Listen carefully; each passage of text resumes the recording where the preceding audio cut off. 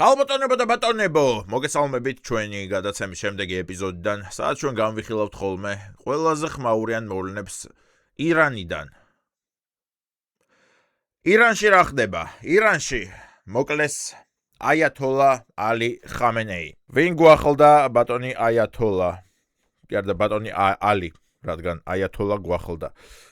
აიათოლა ნიშნავს, რომ გადმოვა ქართულად, პრემიერ-მინისტრი და პატრიარქი რომ შევაჯამოთ მაგ წოდებას ნიშნავდა რა, ანუ ყველაზე მთავარი პირი იყო ირანის სახელმწიფოში.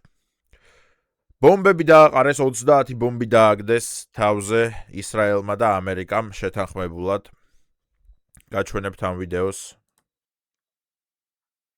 აჰა. შეიძლება გადარჩენილი იყოს სხვათა შორის, იმიტომ რომ 30 ბომბი არც ისე ბევრია.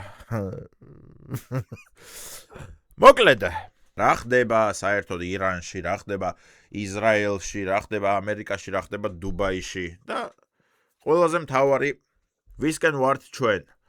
ჩვენ ვართ, რა თქმა უნდა, გლობალიზაციისკენ, ჩვენ ვართ, რა თქმა უნდა, ებრაელებისკენ, რადგან რამდენიმე ვიდეოს წინ ვთქვი, რომ ებრაელების წინააღმდეგ ვინც წახვალთ ყველას დაგერხევათ თქო და აგერ ბატონი აიათოლა უკვე იქიდან მეთანხმება. არა, იქიდან მეთანხმება.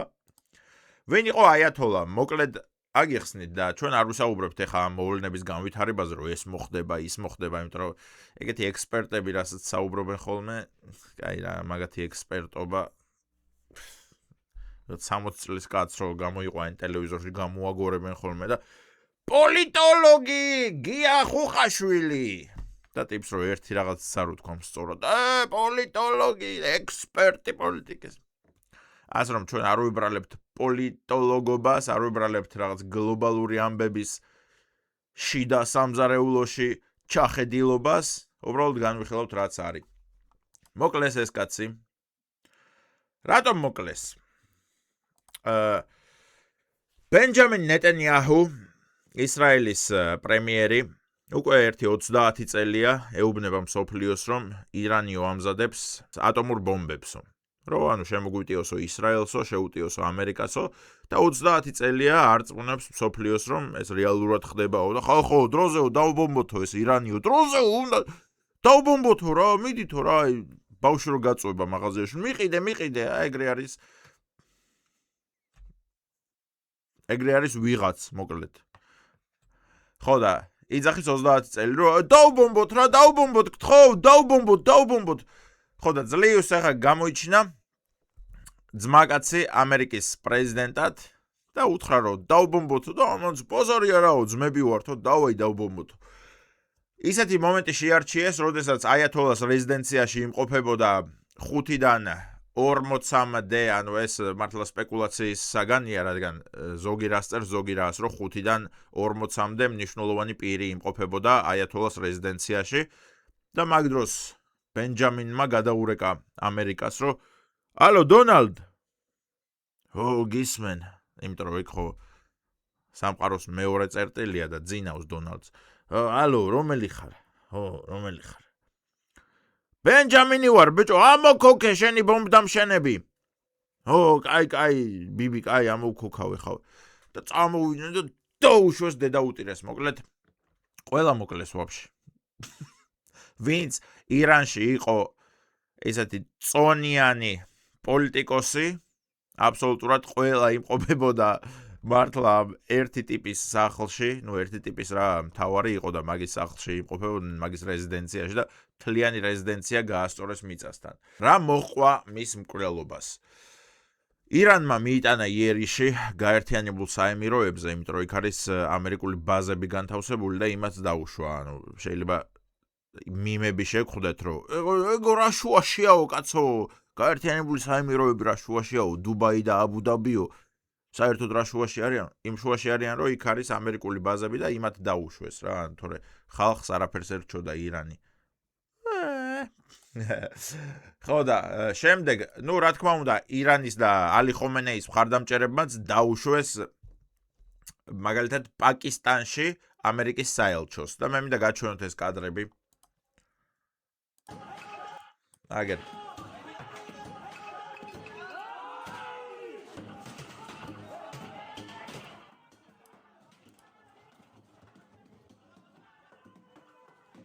ადამიანები ბრონირებულ შუშებს ურტყამენ შეშას.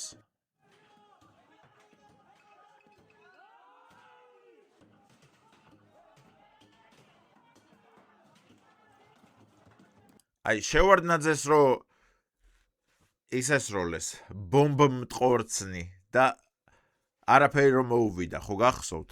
ნუ ან თუ არ გახსოვთ, ხო გაგიგიათ მაინც, თორემ მეც არ მახსოვს კაცო.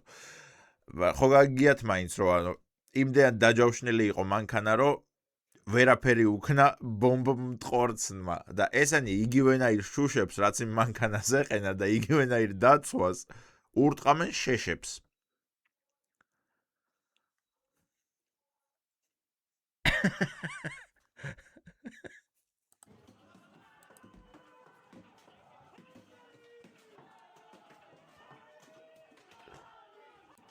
შეხედე ამ დებილებს ბიჭო.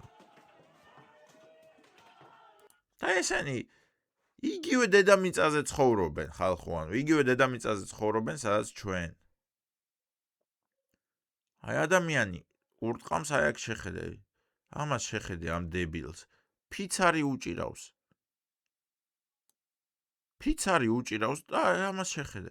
ფიცარს ურტყამს დაბრონილ შუშას. ალიკო ელისაშვილი დაჭერილი რო არ იყოს, მეგონებოდა რომ ეგ არის თქო. მართლა, ფიცარს ურტყამს დაბრონილ შუშას. მოკლედ, მერე როგორღაც მოახერხეს, უკვე გადავიდნენ ამ შუშების მტრევიდან რა, უბრალოდ შუშებისთვის კაკუნიდან გადავიდნენ მოაჯირზე, მოაჯირი გაამტრიეს და მე მინდა გაჩვენოთ რა მოყვა ამ ყველაფერს. აი აქ უკვე შეანგრიეს ეს მოაჯირი. შევარდნენ. და ეხა ხო ხედავთ, რომ უკან გამორბიან. და ამაზე რა მიმი გამახსენდა, იცით? ანუ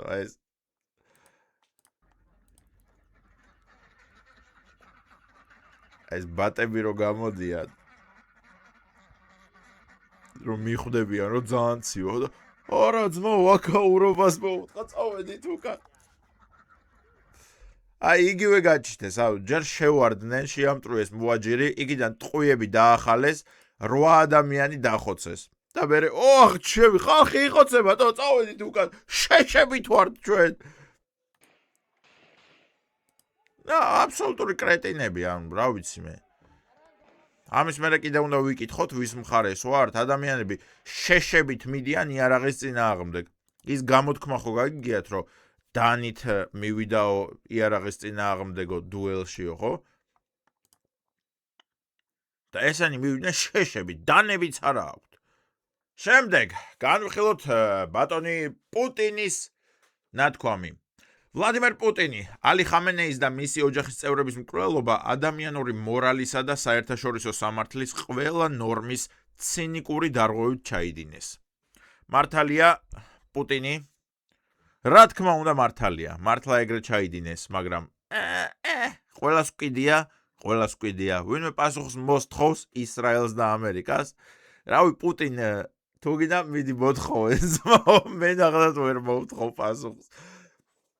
რა თქმა უნდა ესე არ მოსულა, ანუ საერთაშორისო კანონების გათვალისწინებით, რომ ტიპს ოჯახი დაუბომბო და ამოუწყვიტო მთელი ოჯახი. იქნებ ბავშვი იყო, ხო?